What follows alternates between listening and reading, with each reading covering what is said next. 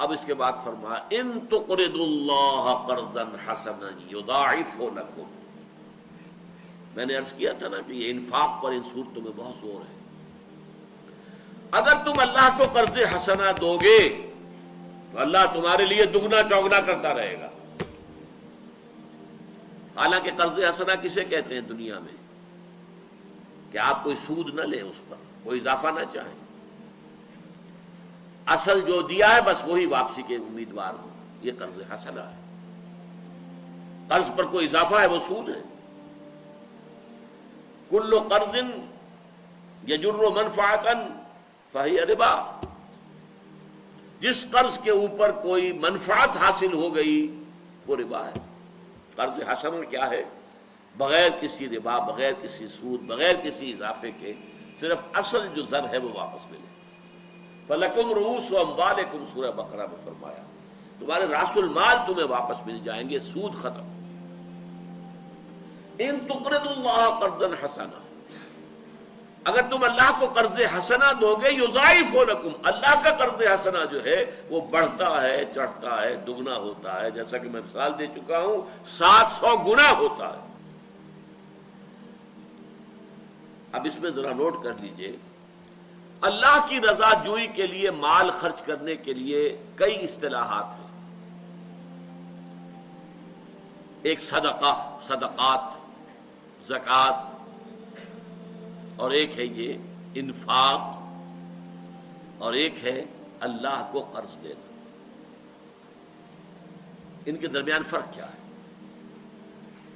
زکوٰۃ اور صدقات، ان دونوں کا اصل مقصد ہے غرباء، یتامى، مساکین، بیواؤں، حاجت مندوں، بیماروں، قرض مقروض لوگوں، ان کی مدد کرنا.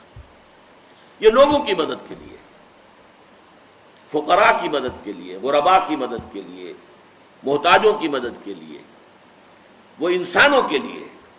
زکوٰۃ بھی، زکوٰۃ کے جو 8 مصرف ہیں ان میں سے 7 یہ ہیں.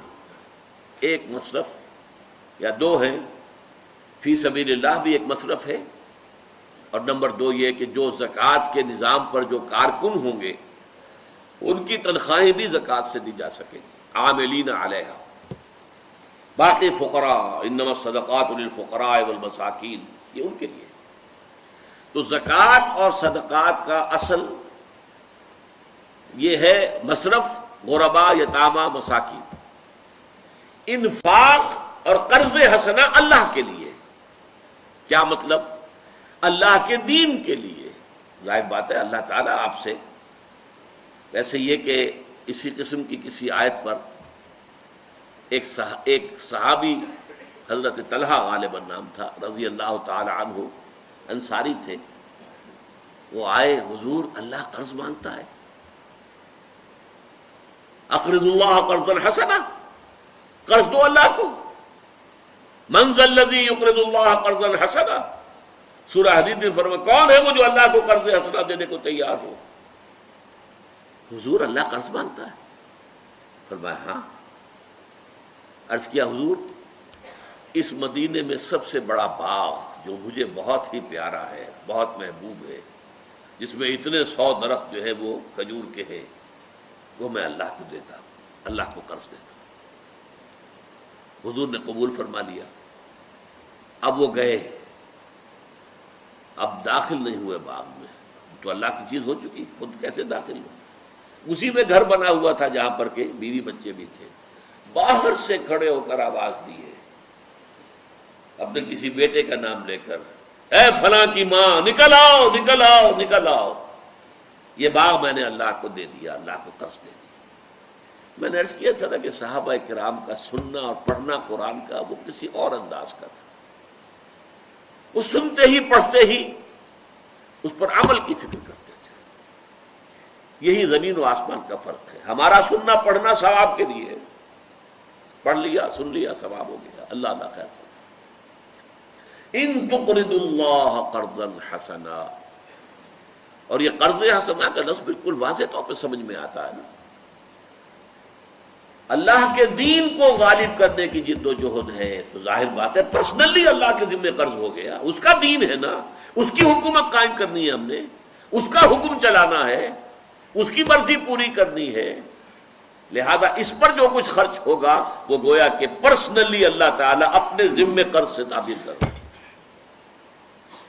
ان تقرضوا اللہ قرضا حسنا یضاعف لکم، اللہ بڑھائے گا اسے، ویغفر لکم، وہ اصل مال تو بڑھے گا، بڑھتا رہے گا، مزید یہ کہ تمہاری خطائیں اس کے ذریعے سے بخش دی جائیں، بخش دے گا اللہ تعالیٰ، تمہارے گناہوں سے صرف نظر فرمائے گا۔ یغفر لکم واللہ شکور حلیم، اللہ شکور بھی ہے، حلیم بھی ہے۔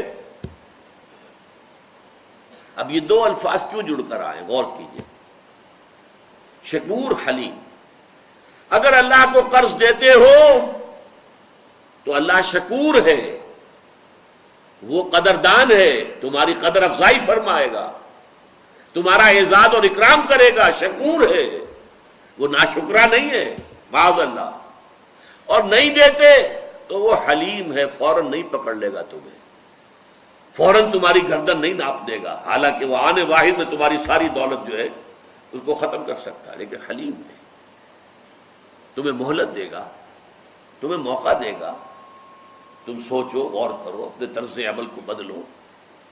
واللہ شکور حلیم، اللہ شکور ہے، حلیم ہے۔